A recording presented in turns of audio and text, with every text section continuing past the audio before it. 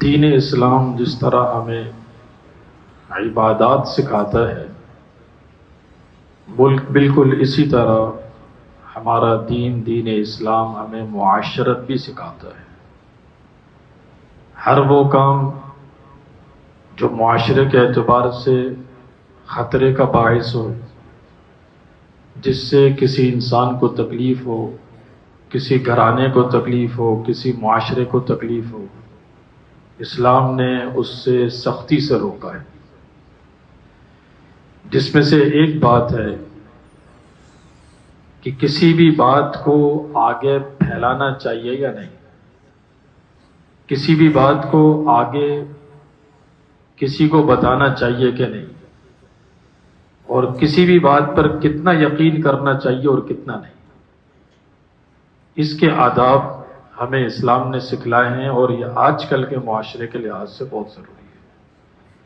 آج کل کے معاشرے کے لحاظ سے اس لیے کہ کسی کی بات کو پوری دنیا میں چند لمحات میں پھیلانا بہت آسان ہے۔ کسی کی اچھی بات کو پھیلانا بھی بہت آسان ہے، اور کسی کی بری بات کو پھیلانا بھی بہت آسان ہے۔ کسی کی نیک نامی کرنا بھی بہت آسان ہے، اور کسی کی بدنامی کرنا بھی بہت آسان ہے۔ لیکن بات آگے پھیلانی بھی ہے کہ نہیں، بات پہ یقین کرنا بھی ہے کہ نہیں، اس کے لیے شریعت نے کچھ اصول رکھے ہیں، اور یہ اصول ہمیں قرآن و حدیث سے پتہ چلتے ہیں۔ 3 اصول ذہن میں رکھیں، 3 اصول۔ پہلی بات، حضور اکرم صلی اللہ علیہ وسلم نے ارشاد فرمایا کہ کفا بالمرء کذبا ان یحدث بکل ما سمع۔ وہ انسان سب سے بڑا جھوٹا ہوتا ہے جو ہر سنی سنائی بات کو آگے پہنچانا شروع کر دے۔ ایک بات سنی اور اس کی تحقیق ہی نہیں کی کہ یہ بات صحیح ہے نہیں ہے، ایسا ہوا بھی ہے کہ نہیں ہوا، بات مستند ہے بھی کہ نہیں ہے، بس مجھے پہنچی ہے، اب میں نے اپنا فریضہ سمجھ لیا کہ جب تک میں 10 20 40 50 100 بندوں کو نہیں بتاؤں گا تب تک مجھے چین نہیں آئے گا۔ یہ گناہ ہے، بغیر تحقیق کے بات کو آگے پھیلانا گناہ ہے، اور اس کو حضور اکرم صلی اللہ علیہ وسلم نے جھوٹے ہونے کی علامت قرار دی، اور اس سے نقصان ہوتا ہے، بڑا نقصان ہوتا ہے۔ دیکھیں، اسلام میں پہلے بیت المال کا ایک سسٹم تھا۔ لوگوں کی زکوٰۃ، لوگوں کے صدقات ایک جگہ جمع ہوتے تھے، پھر اس سے بہت ساری ضروریات لوگوں کی پوری ہوتی تھی۔ لوگ اپنی ضرورت کے لیے بیت المال کی طرف رجوع کرتے تھے۔ اب لوگوں سے زکوٰۃ وصول کرنی ہے اور اس کو بیت المال میں جمع کرنا ہے، اس کے لیے کچھ بندے مقرر ہوتے تھے۔ ان بندوں کو کہتے تھے عامل، جو لوگوں سے زکوٰۃ وصول کرتے تھے۔ حضور اکرم صلی اللہ علیہ وسلم کے زمانے میں بھی تھی۔ آپ علیہ الصلوۃ والسلام نے عامل بنا کر حضرت ولید کو بھیجا کسی علاقے میں کہ جاؤ وہاں سے زکوٰۃ وصول کر کے آؤ۔ اب ظاہر ہے حضور اکرم صلی اللہ علیہ وسلم کے نمائندے ہیں، مدینہ منورہ سے آ رہے ہیں، بڑے بندے کا جو نمائندہ ہوتا ہے وہ بھی بڑا ہوتا ہے، اس کا ایک اعزاز اکرام، اس کا استقبال، اس کی مہمان نوازی لوگ کرتے ہیں۔ ایک عام مہمان آ جائے اور ایک خاص مہمان آ جائے، بڑا فرق ہوتا ہے۔ جس قبیلے میں جا رہے تھے ان قبیلے والوں کو پتہ چلا کہ حضور اکرم صلی اللہ علیہ وسلم کی طرف سے ایک نمائندہ آ رہا ہے، ایک عامل آ رہا ہے، تو پورا قبیلہ استقبال کے لیے باہر آیا۔ اب آپ نے آج بھی دیکھا ہوگا کہ عربوں کا ایک دستور ہوتا ہے کہ ان کے ساتھ اسلحہ ہوتا ہے۔ مثلا کوئی تلوار ہے ان کے پاس، چھوٹی سی تلوار ہے، چھوٹا سا نیزہ ہے، آج بھی وہ لوگ استعمال کرتے ہیں اپنی شادی کی تقریب میں، بس اس کو ویسے ہی رکھتے ہیں، ان کا کلچر ہے، ایک تہذیب ہے۔ اس زمانے میں بھی تھی۔ اب وہ سب تلواروں کے ساتھ جو ہے نا باہر آ گئے استقبال کرنے کے لیے۔ وہ صحابی ڈر گئے، انہوں نے کہا پتہ نہیں شاید میرے خلاف کوئی لشکر کشی کر رہے ہیں، کوئی مارنے کا ارادہ ہے، کوئی غلط ارادہ ہے، کس لیے یہ لوگ سب تلواریں لے کر باہر آ گئے۔ وہ چلے گئے واپس مدینہ منورہ۔ مدینہ منورہ جا کر بات پھیلا دی کہ میں گیا تھا حضور اکرم صلی اللہ علیہ وسلم کا نمائندہ بن کر، وہاں تو میرے خلاف تلواریں لے کر لوگ باہر آ گئے۔ اس قبیلے کا سردار تھے حارث، ان کو پتہ چلا کہ یہ بندہ چلا گیا، وہ پیچھے پیچھے آ گئے مدینہ منورہ، اور جب مدینہ منورہ میں بات پھیلنا شروع ہوئی تو مدینہ منورہ میں ایک ماحول جو ہے نا وہ بہت زیادہ سخت ہو گیا کہ کس کی جرت ہوئی کہ جس نے حضور اکرم صلی اللہ علیہ وسلم کے نمائندے کے خلاف تلواریں اٹھا لی اور ان کو تنگ کرنے کی کوشش کی۔ یہ کیسے کیا کسی نے؟ حالانکہ کیا نہیں تھا، غلط فہمی ہو گئی تھی۔ حارث آتے ہیں حضور اکرم صلی اللہ علیہ وسلم سے، کہتے ہیں اللہ کے رسول آپ کے ساتھ ہی آئے تھے، واپس چلے گئے۔ اللہ کے رسول نے فرمایا یہاں تو کچھ اور بات ہو رہی ہے کہ وہ لوگ لشکر کشی کر رہے تھے، اسلحہ لے کر آ رہے تھے، نقصان پہنچانے کے ارادے سے آ گئے تھے۔ اس صحابی نے کہا اللہ کے رسول ایسا ارادہ نہیں تھا، ہماری تہذیب ہے کہ ہم کوئی مہمان آتا ہے، کوئی بڑا بندہ آتا ہے، ہم سب اس کے استقبال کے لیے باہر جاتے ہیں اور اس طرح سے جاتے ہیں۔ تو قرآن کریم کی وہ آیت نازل ہوئی کہ ایمان والو جب کوئی بندہ کوئی بات لے کر آئے فتبینوا، تو اس کی تحقیق کر لیا کرو، ان تصیبوا قوما بجہالۃ فتصبحوا علی ما فعلتم نادمین۔ ایسا نہ ہو کہ نادانی میں کسی کو نقصان ہو جائے، ایسا نہ ہوتا کہ مدینہ میں بات پھیل گئی تھی، کسی کو غصہ آتا اور وہ انتقام لینے پہنچ جاتا، حالانکہ انہوں نے تو اس نیت سے تلوار ہی نہیں نکالی تھی، وہ تو استقبال کے لیے اعزاز کے لیے نکالی تھی۔ اور اگر کوئی نقصان پہنچ جاتا اور پھر پتہ چلتا کہ ارادہ ایسا نہیں تھا تو اللہ تعالیٰ فرماتے ہیں پھر تمہیں ندامت ہوتی کہ ہم نے کیا کر دیا۔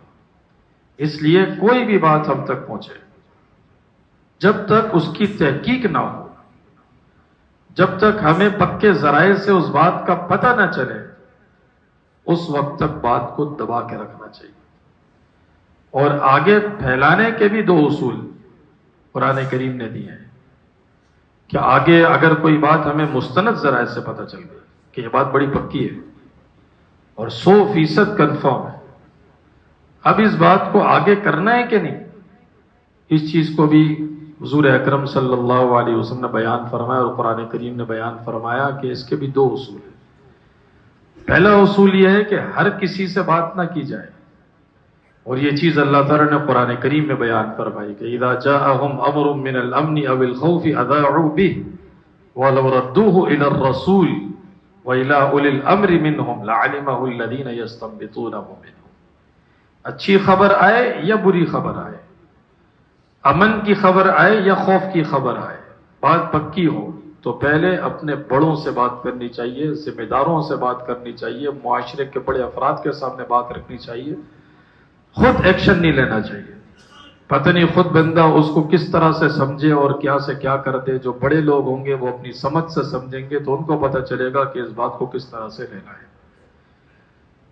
تیسری بات یہ ہے کہ بات آگے پھیلانی بھی ہے کہ نہیں۔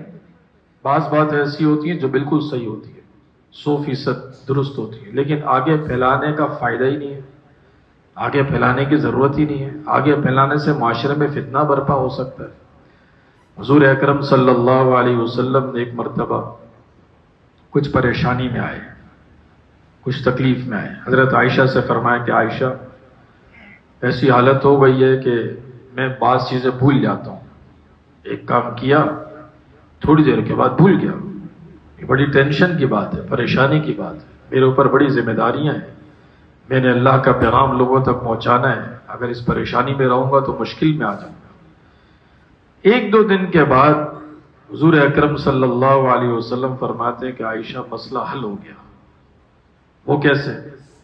بولا میرے خواب نے مسئلہ حل کر دیا، اور انبیاء کا خواب سچا ہوتا ہے۔ حضرت عائشہ نے فرمایا اللہ کے رسول وہ کیسے؟ حضور اکرم صلی اللہ علیہ وسلم فرماتے ہیں کہ میں سو رہا تھا، دو بندے میرے پاس آئے، ایک سرہانے کھڑا ہو گیا اور ایک پاؤں پہ کھڑا ہو گیا، دونوں ایک دوسرے سے پوچھ رہے ہیں کہ اس کو کوئی پریشانی ہے، کوئی تکلیف ہے۔ ایک نے کہا بالکل۔ کیا ہو گیا؟ کہا ان پر جادو کیا ہے کسی نے۔ کس نے جادو کیا ہے؟ لبید نے جادو کیا ہے۔ کس چیز پر جادو کیا ہے؟ کوئی بال کے گچے ہیں اور کنگھی ہے، اس پر جادو کیا ہے۔ اس جادو کی چیزوں کو ڈالا کہاں پر ہے؟ فلاں کنواں ہے وہاں پر ڈالا ہے۔ دیکھیں سب پتہ چل گیا جادو کس نے کیا ہے، کس چیز پر کیا ہے، اور ان چیزوں کو کہاں ڈالا گیا ہے۔ حضور اکرم صلی اللہ علیہ وسلم بیدار ہوتے ہیں، صحابہ اکرام کی ایک جماعت کو لیتے ہیں اور اس جگہ پر پہنچتے ہیں، اور اس چٹان کے نیچے سے وہ چیزیں نکالتے ہیں. ان چیزوں کو نکالنے کے بعد ایک مٹی کے اندر اس کو دفن کر دیتے ہیں. واپسی تشریف لاتے ہیں. حضرت عائشہ سے فرماتے ہیں کہ عائشہ اب اللہ تعالیٰ نے وہ تکلیفیں دور کر دی ہیں، جادو کے اثرات ختم ہو گئے.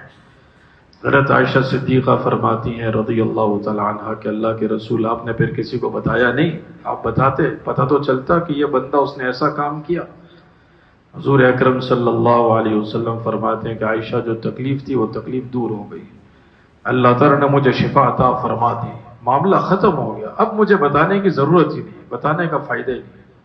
وہ بتاتے تو کوئی لبید کے پیچھے پڑتا، کوئی کیا کرتا، ایک افراتفری کا ماحول پیدا ہو جاتا. تو حضور اکرم صلی اللہ علیہ وسلم نے اس خبر کو آگے پھیلانے کی ضرورت ہی نہیں سمجھی. اس لیے اس چیز میں بہت خیال کرنا چاہیے ہمیں بھی کہ ہر بات کو آگے نقل کرنا بغیر تحقیق کے یہ بھی منع ہے. ہر بات پر خود ایکشن لے لینا جب تک اپنے بڑوں کے سامنے نہ رکھی جائے یہ بھی شریعت میں منع ہے. ہر بات کو بلا ضرورت پھیلانا اور اس کا کوئی فائدہ ہی نہ ہو اور پتہ ہو کہ ہمارے پھیلانے سے فائدہ نہیں ہوگا، نقصان ہو سکتا ہے، معاشرے میں انتشار ہو سکتا ہے، تو یہ بھی حضور اکرم صلی اللہ علیہ وسلم کی تعلیمات کے حساب سے منع ہے. اللہ تعالیٰ آپ سب کو عمل کرنے کی توفیق عطا فرمائے.